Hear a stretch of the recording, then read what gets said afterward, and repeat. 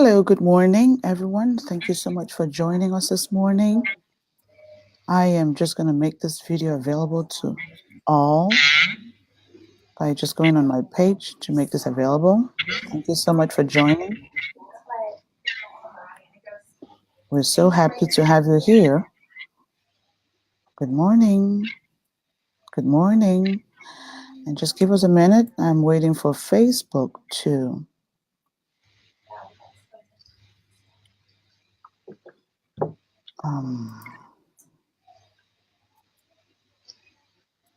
Okay. Good morning. Just let us know where you're coming in from. Thank you so much for joining. We're so happy to have you here. I'm just checking all my settings and making sure that you can see and hear us clearly.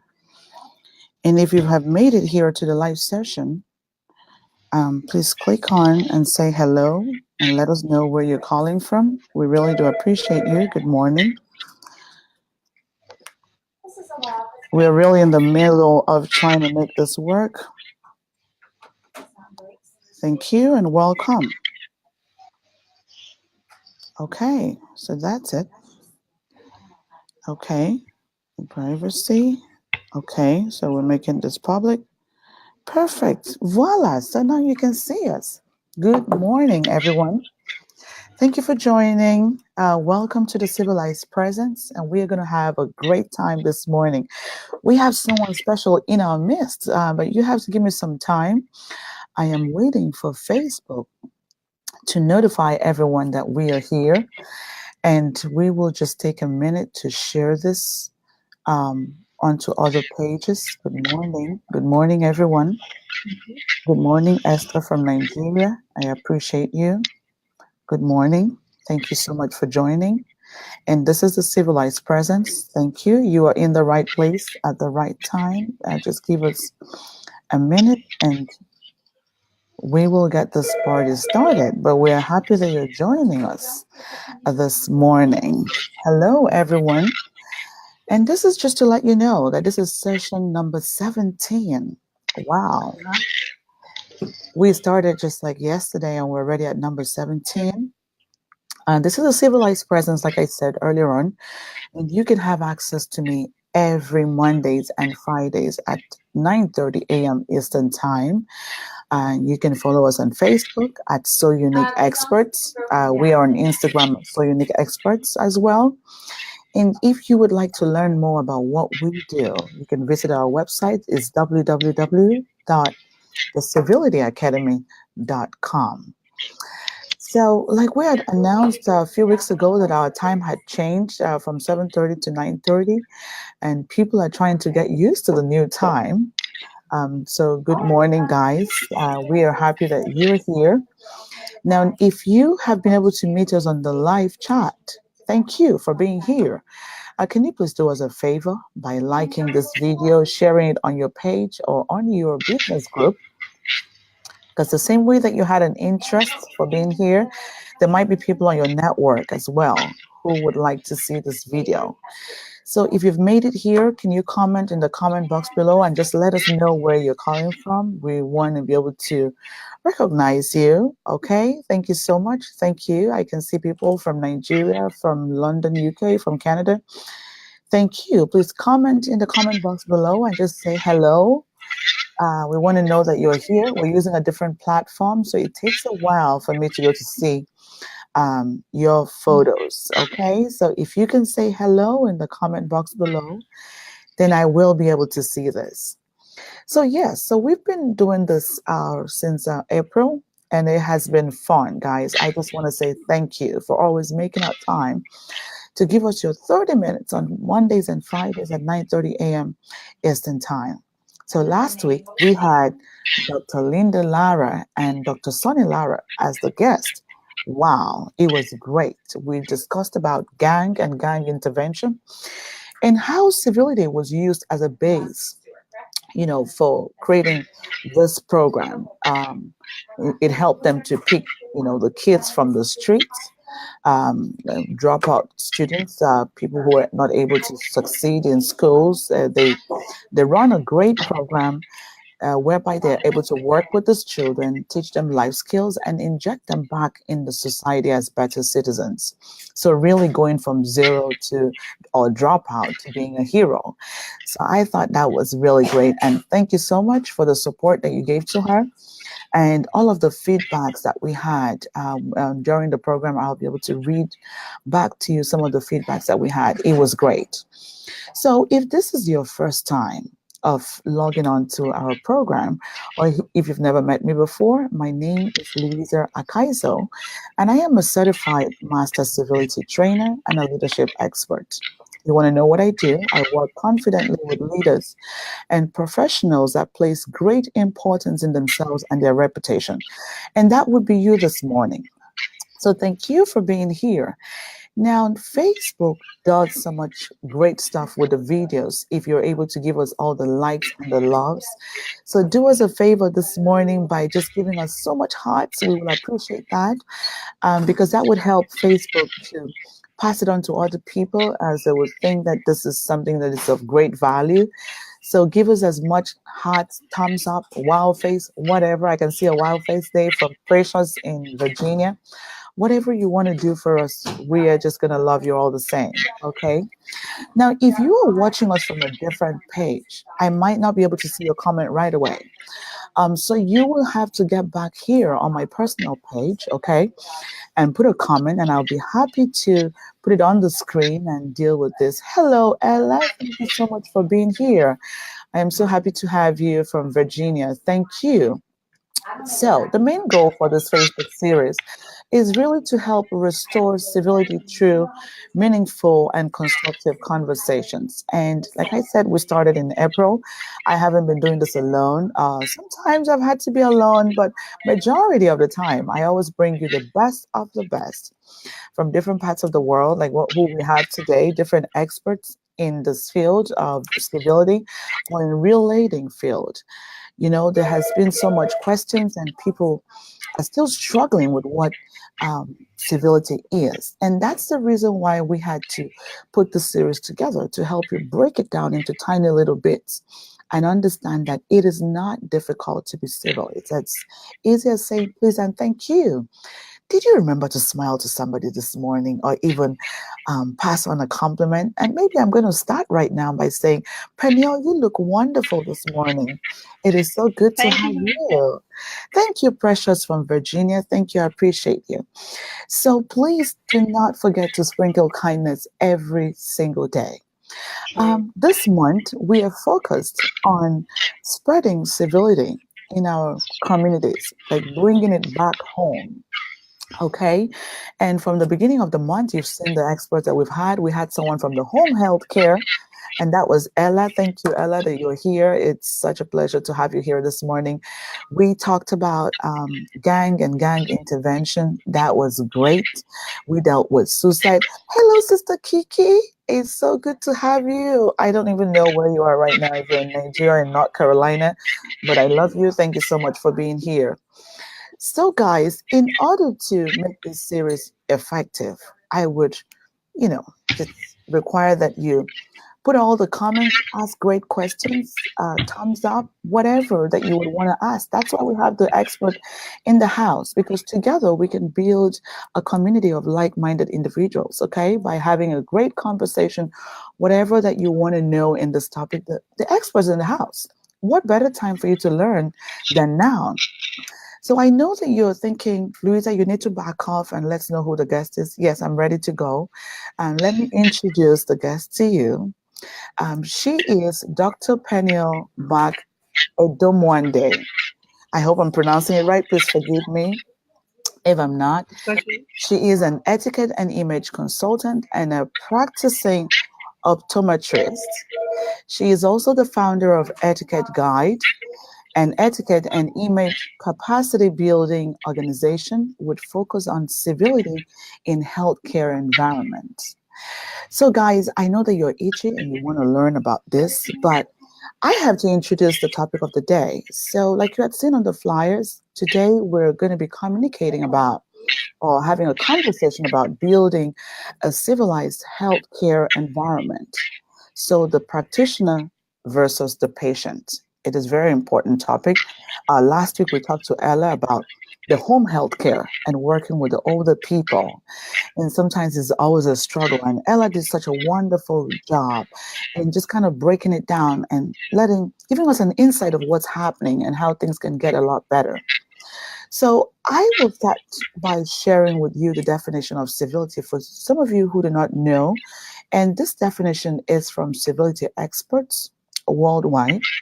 Civility is a conscious awareness of the impact of one's thoughts, actions, words, and intentions on others, combined with a continuous acknowledgement of one's responsibility to ease the experience of others, example through restraint, responsibility, kindness, non-judgment, respect, and courtesy, and a consistent effort to adopt and exhibit civil behavior as a non-negotiable point of one's character.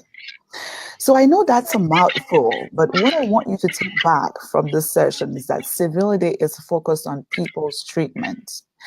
And it is your responsibility to continuously ease the experience of the people around you.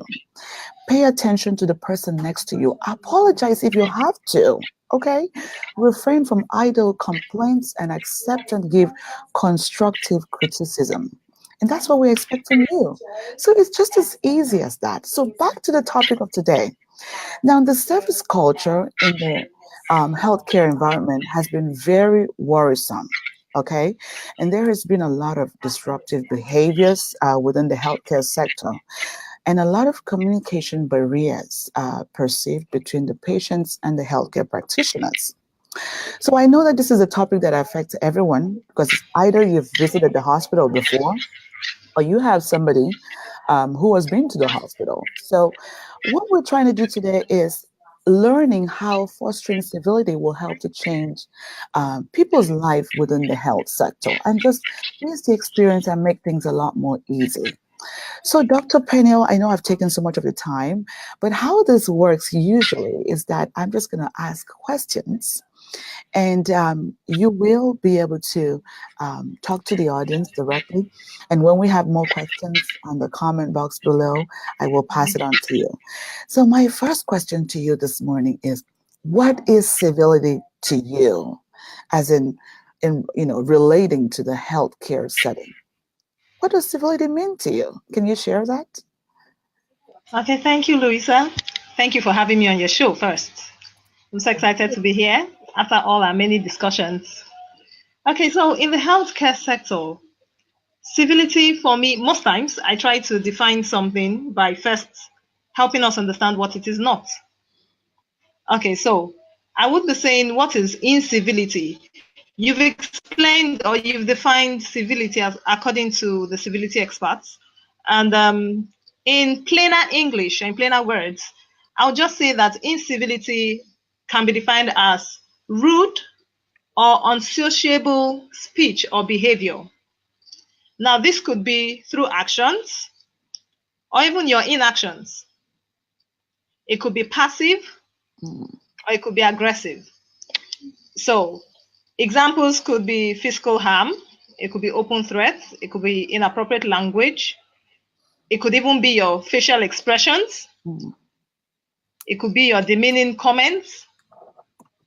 When we talk about civility as touching the healthcare sector, we're not just looking at how the patients are being treated or how the healthcare employees or the caregivers attend or treat the patients or the walk-in visitors. We also talk about amongst ourselves, how do we relate with ourselves? Okay, so I've been on both sides. I've had instances where I had to be the patient, and I've also had instances where I had to be the caregiver. So I think I to some extent, I'll be able to say, okay, I'm talking as a patient, and I'm also talking as a caregiver. So civility would now mean, like you said, showing respect to the people taking into consideration people's treatment. In fact, there's what I usually say is it's not about you, it's about the other person. Mm. It's not all about you. It's very easy for us to want people to treat us well. It's very easy for us to pick at or to notice when someone did something wrong to you or someone gave you a funny attitude. But sometimes we're not too conscious of how we behave or how we treat other people. So today we'll be trying to strike a balance. So we're talking to not just healthcare employees, not just the nurses, the doctors, the receptionists, not just them. We're also talking to ourselves as patients. So when I walk into the clinic, what happens? When I walk into a hospital, what happens? And for those of us who are sitting in the hospital, when with my colleagues, what happens? Because sometimes how I relate with the person who walks in could be as a result of what happened between myself and my colleague. Mm-hmm. So civility for us is, sorry, excuse me. Civility for me will be politeness, having respect towards others, courtesy in behavior and in speech towards another person, making the person feel valued, showing the person mutual respect, Mm-hmm. contributing to effective communication and team collaboration amongst the employees in that setting. Thank you so much for breaking it down. Hello, Eno from Virginia. It's so good to have you.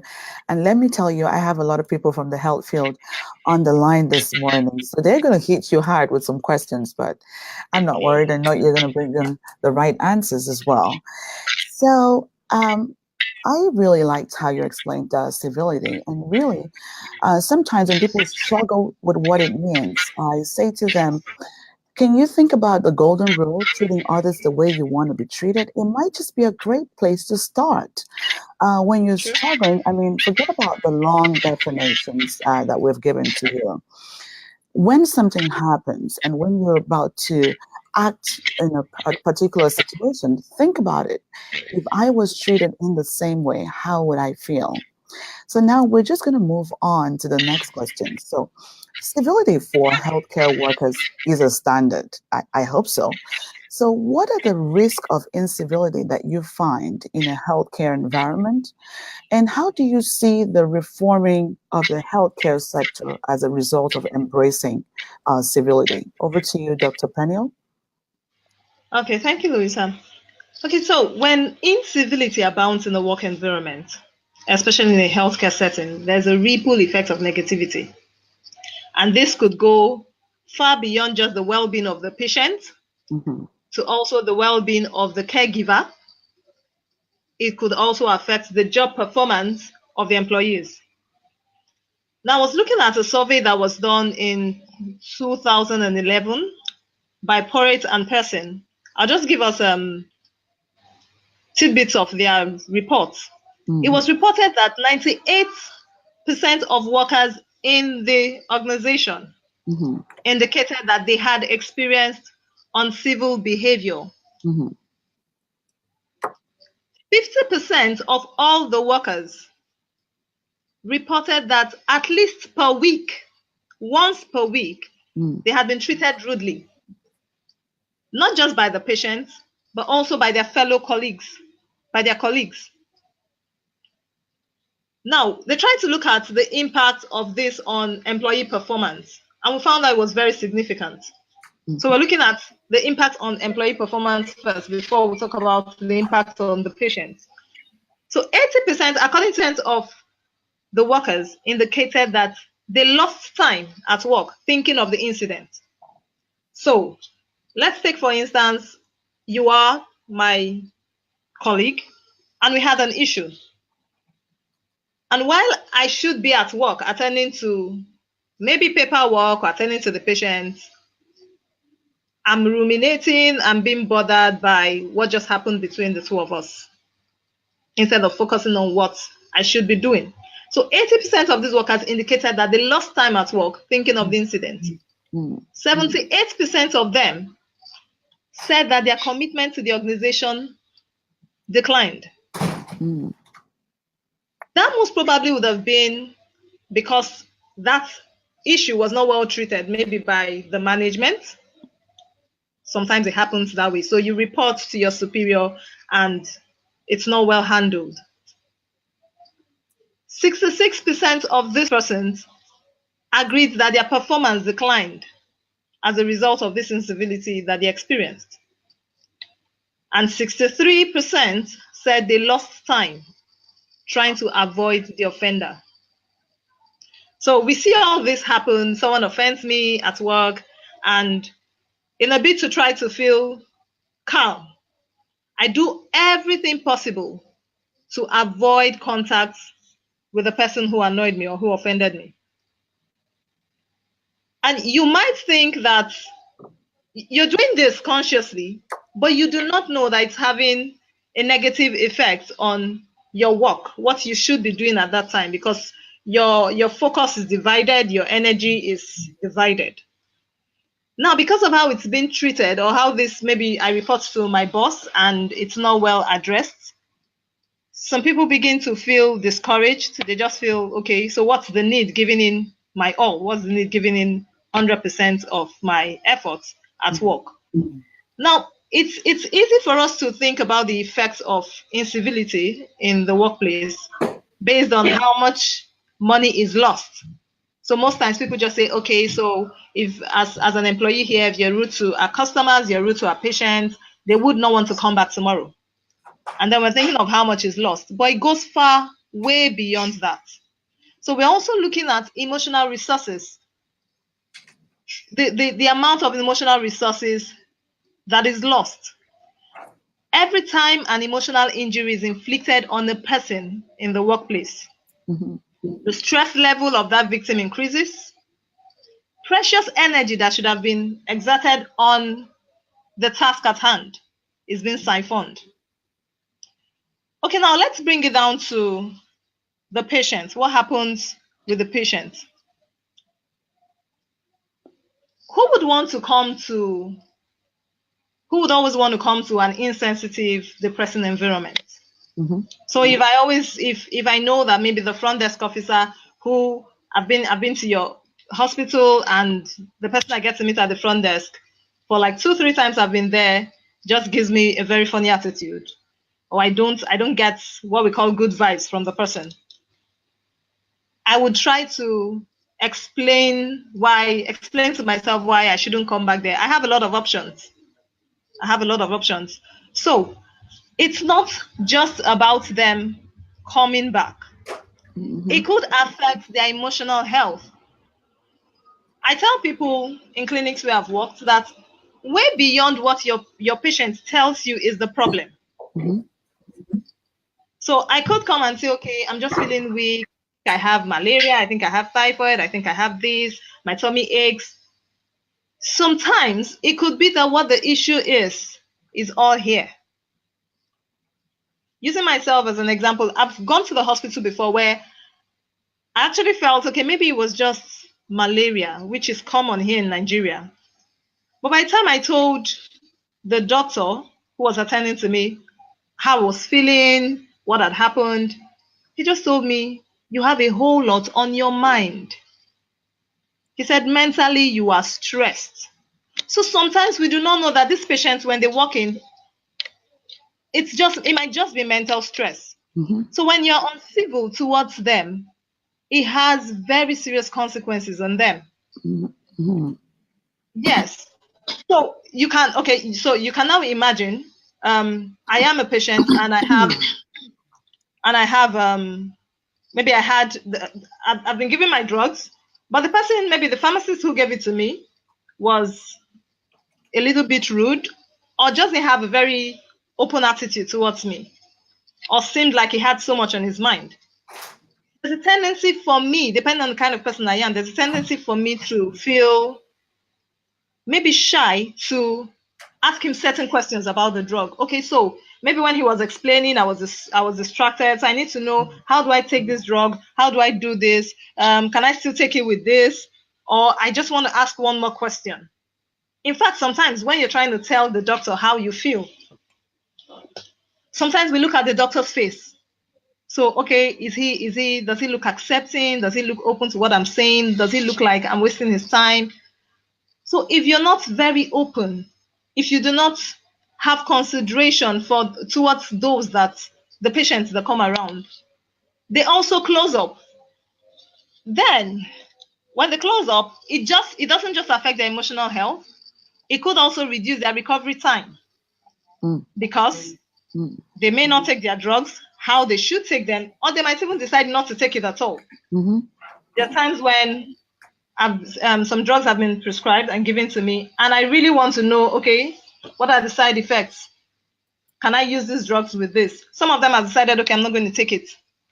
Okay, so for the patient, it could also give them, yes, we all know, it gives them a reason not to return for a follow-up. So it mm, goes way beyond just losing finances or losing money or turnover at the end of the month or at the end of the year. Your patients also, it could go a whole lot. Their safety, the patient safety is jeopardized, mm. and we really do not want that. Thank you so much. I am so glad that we have the right person in the house today. And being able to really press on the impact of incivility on both the patients in the hospital, especially the patients. And because, and permit me to say that there is no document or form of training for someone to be a best patient. There's no training for the patient. So I do believe that the healthcare practitioner should be responsible to put the situation under control. True.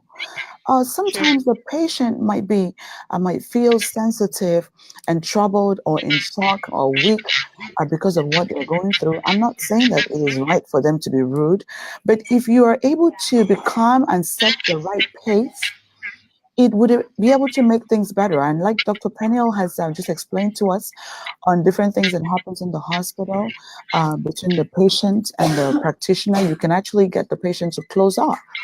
And that can reduce or increase their recovery time. And we don't want to do that, So we have to nail it on our heads, on everyone around us, that it is important for us to foster civility.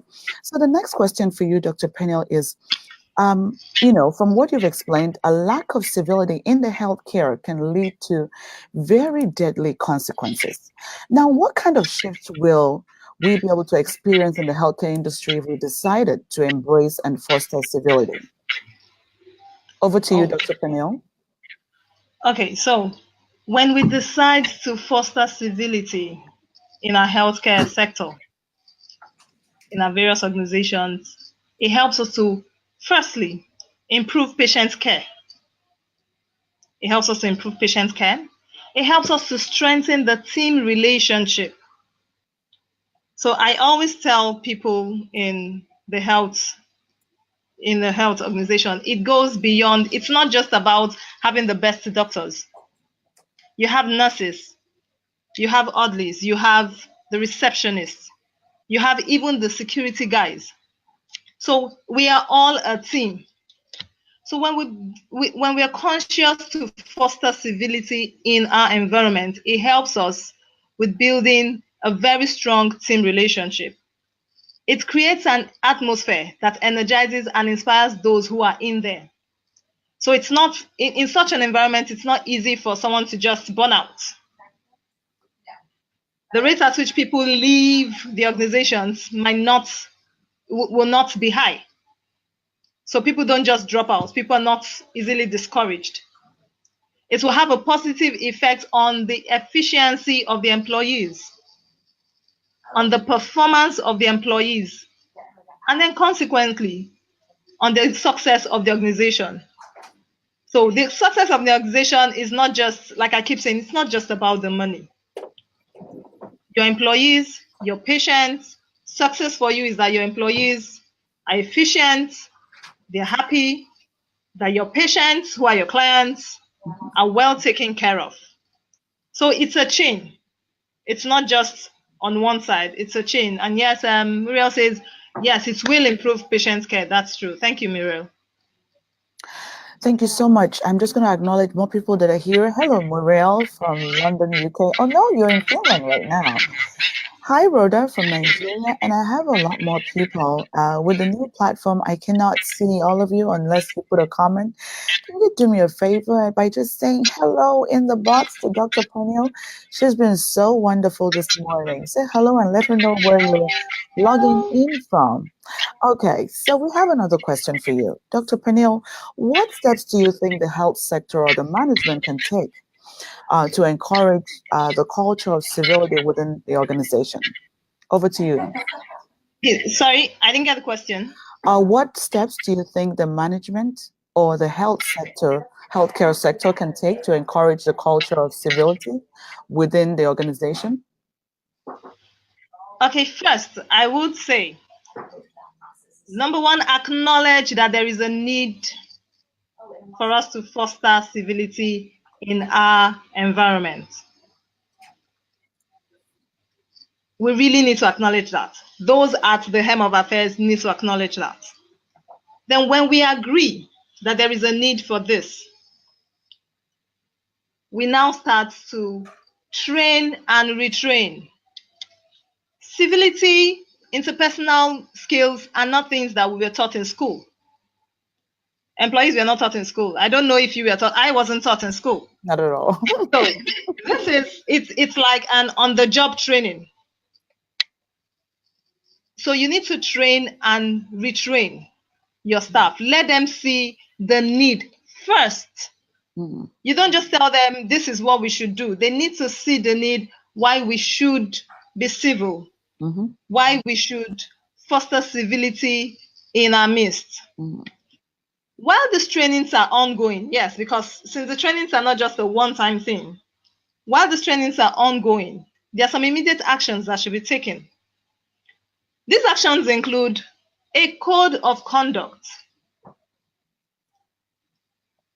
I've worked in an organization where there was no code of conduct.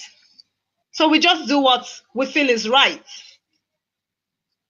But for those at the helm of affairs, we should sit down and say, what is our understanding of civility? What is acceptable? What do we see as acceptable, appropriate behavior here in this particular organization? Then we define this in a code of conduct document, which is available to everybody. This code of conduct document does not just cover the people in the maybe the mid-level employees, the low-level employees, starting from the number one person in that organization. So, two, apart from the code of conduct, we also need to enforce the code consistently mhm. and equitably, regardless of position or seniority. Don't tell me what to do. I watch you, you are my boss, I follow after you. It's what, no matter what, how much you tell me or how many times you tell me what to do, there's a tendency that I would do what I see you doing. So you also need to enforce that code, irrespective. Yes, we respect those who are above us, but regardless of position, regardless of seniority, the code should be enforced. Three, there should be a zero tolerance policy for disruptive behavior. When we've told ourselves these are the things we classify as disruptive behavior, or these are the things we do not accept, or this is what is acceptable, when people go against it, we should show that there's a zero tolerance for those kind of behavior. Four, we need to encourage and protect those who report unprofessional behavior. Sometimes a lot of people just lock up. They no longer say anything. They see wrong happening in the office and they keep quiet because I've talked about it. I've reported to the HR, human resource manager. I've reported to my superior. I've reported to my superintendent, and nothing was done about it. Instead, I was being victimized. Instead, I was made to look like I was telling on people. So we should encourage and protect those who report unprofessional behavior. as the chief medical director, as the head of admin, you might not always see what is happening in every room, in every department, in every office. So there are people who, one or two persons, yes, some people might come and tell you things that are really not true. It is your responsibility to investigate as the boss. But when you find out that these things actually happened, please encourage and protect those who reported that behavior. Number 5, we need to develop a formal surveillance system for detecting such behavior. So it's not just about employees coming to tell you Mr. A did this, or we had a patient who did this, or Mr. B did this. In the organization, there should be a formal surveillance system. It might be CCTV, it might be what some people call quality control. It might be what, like here in Nigeria, in the public sector, we have what we call Servicom. We have what we call Servicom, and what Servicom is all about. Servicom focuses on excellent service in public sectors, but they are for public sectors. In fact, some people have come to understand that excellent service as my technical know-how, my professional know-how. But we should have a body that looks at interpersonal relations. How do you relate with yourselves? So there should be a surveillance system for detecting such behavior. The role of leadership cannot be overemphasized. It cannot be overemphasized. Those in the higher offices, the administrators, the chief medical officers, departmental heads, we should lead by example. Clearly, constantly leading by example. Whatever behaviors you do not want the employees to portray, you do not portray that behavior or those behaviors. Behaviors that undermine a culture of safety should be encouraged. Then I think we should also encourage those who do good. It's not just about punishing those who or admonishing those who didn't who put up disruptive behaviors. For those who did good, appreciate them. It makes people want to be like them. It makes people want to do good too. It makes people see that their efforts are not being sidelined, that the efforts are being noticed. Yes. Does it mean that we are doing good or we're being civil because we want people to notice us? No. In fact, civility is a way of life. It's how you are. It goes beyond just etiquette, like we always say. It's how you are. It has to be who you are before you do it, before you portray that behavior. So it's not. We should encourage those who have over a period of time portrayed very good behavior, not just behavior, yes, not just those who have excelled professionally or technically, but those who have good behavior, civil behavior. Your patient sometimes could tell you, maybe in a discussion with your patient says, oh, I love this doctor, I love the way this doctor treats me. Acknowledge the doctor in the presence of other people. It goes a long way. People want to always be encouraged and acknowledged. So I think those are a few things we could do at the now for us to foster this or to encourage this environment, civil environment in our offices. Perfect. Thank you so much. I like that you said we have to acknowledge the doctor. And that's what we do in Golden Rule Civility by trying to restore the culture of honor. Because the world has lost that. When people do good, we do not try to recognize them. And we've learned better this morning to change with the way that we react to other people. So the final question, we have a great audience, guys. Before we come to the end of this session, I ask that you please share this on your page.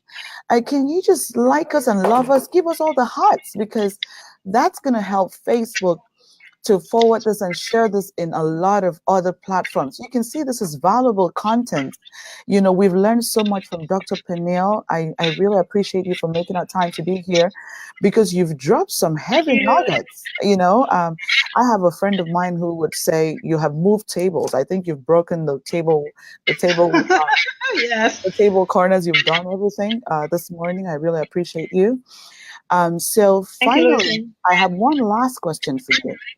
Now, you have been able to talk from the point of view of being a patient, someone who was visiting the hospital, and also being a healthcare practitioner. Now, as a healthcare practitioner, how can you be mindful of your interpersonal skills and attitudes towards the patients or working visitors? Are there any tips that you can share with healthcare professionals such as you? Something that can help them, something to do. Maybe like 5 points, 4 points, whatever that you have to help them be civil to their audience or to their patients at work. Over to you, Dr. Peniel. Okay, firstly,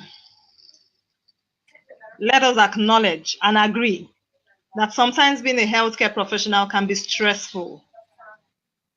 You get to work in the morning, your whole day you're listening to patients, you have to put aside your own issues and listen 100% focused on the patient and try to make things better for the patient. So sometimes it could be very stressful. But first, acknowledge that and then know your triggers. What are those words, the actions, the gestures that make you angry? I found out that knowing your triggers, it helps you to monitor and manage your reactions. The truth is you can't control what others say or do to you, but you can control your response. Most times in our trainings, we always look at stress management. I tell every health professional, you should learn stress management techniques. It helps you not to transfer aggression. No matter how much you love your job, there are times when you get tired. It could just be physically you're tired. I could even be mentally you're tired. You want some break, but maybe it's not time for you to go on leave. So you still have to be at work. But having learned the stress management, you can help yourself. Now, two, think before you speak or before you act. Always consider what the impact of your words or your actions might have on others. Try to put yourself in their shoes.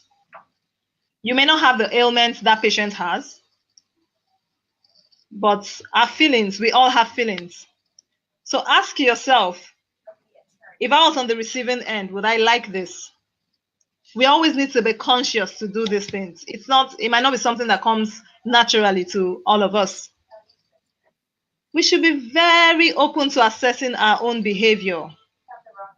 So, you have an issue with a patient or with a colleague, ask yourself, what did I do to contribute to this incivility? What did I do? Was there a part that I played?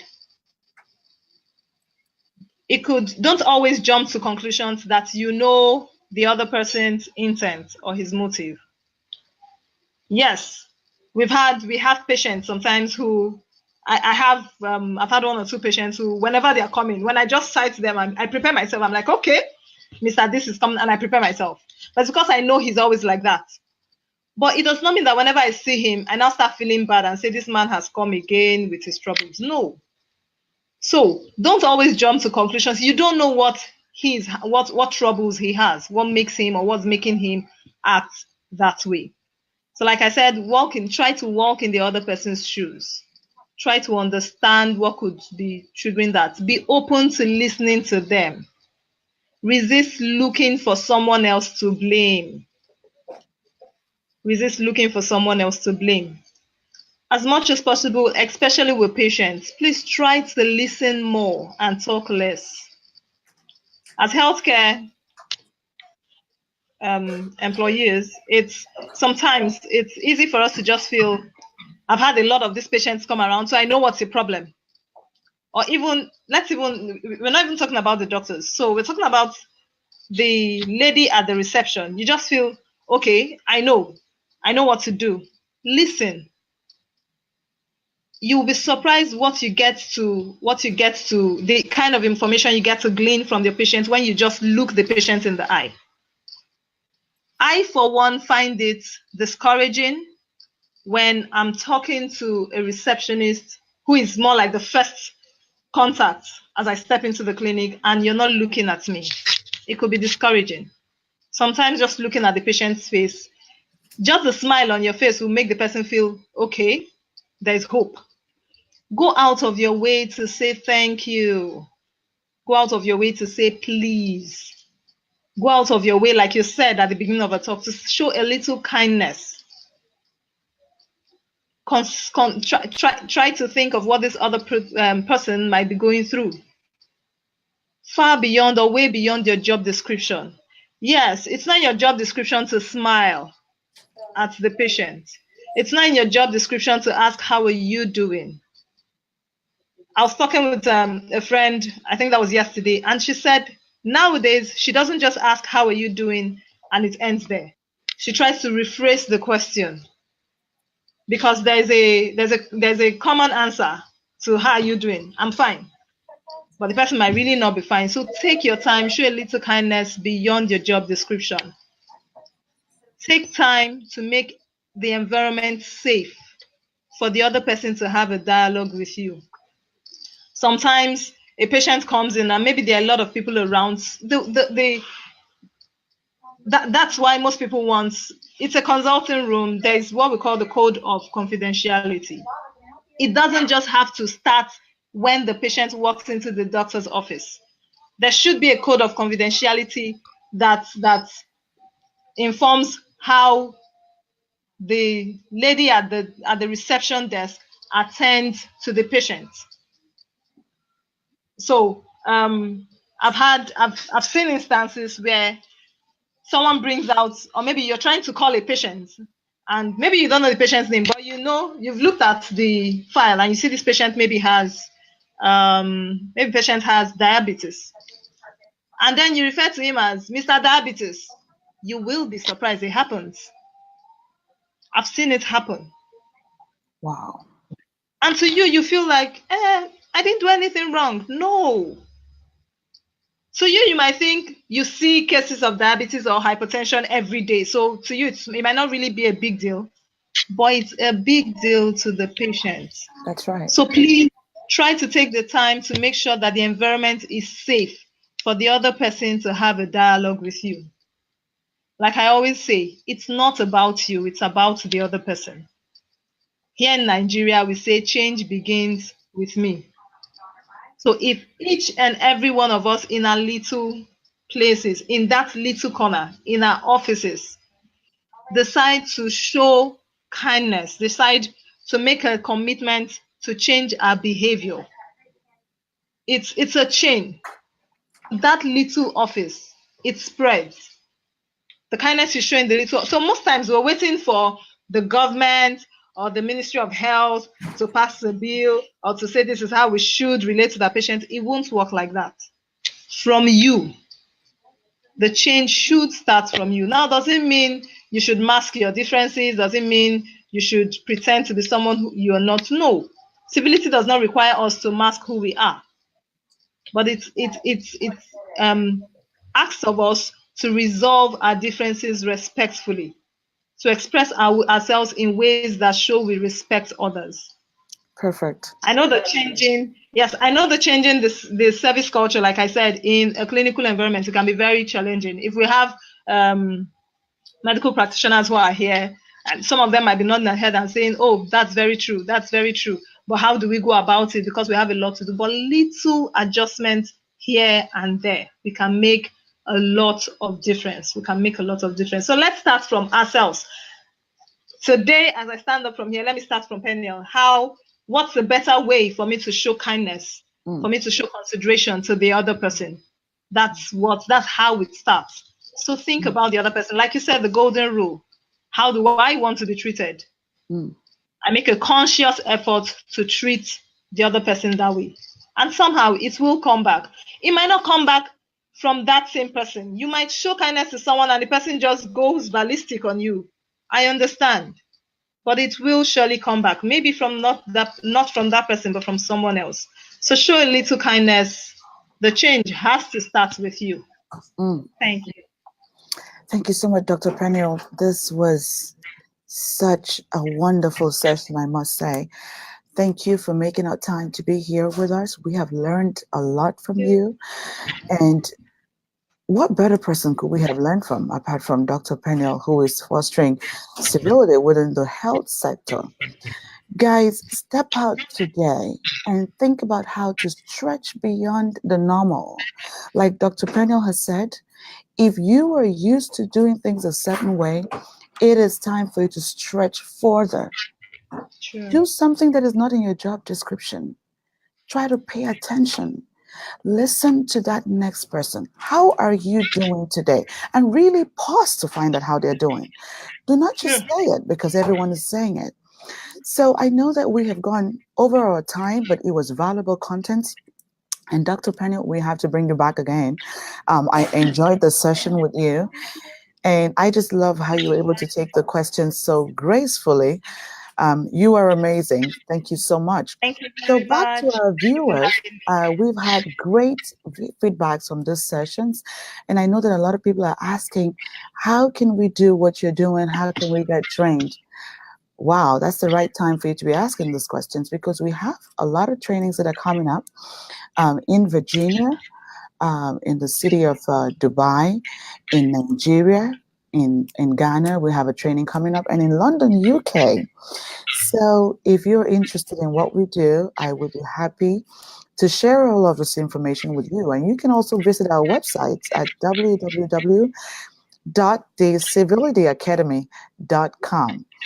Now, thank you so much. You spent a lot of time with us. We really appreciate you. Thank you. You are wonderful. You are amazing. Thank you. So we will be back here again on Monday, same time, 9:30 a.m. Eastern Time. Make it a date. I hate to let you go, but I have to go now. Bye for now. Yeah. Thank you so much, Dr. Peniel. Thank you. Thank you. Bye-bye. Bye bye.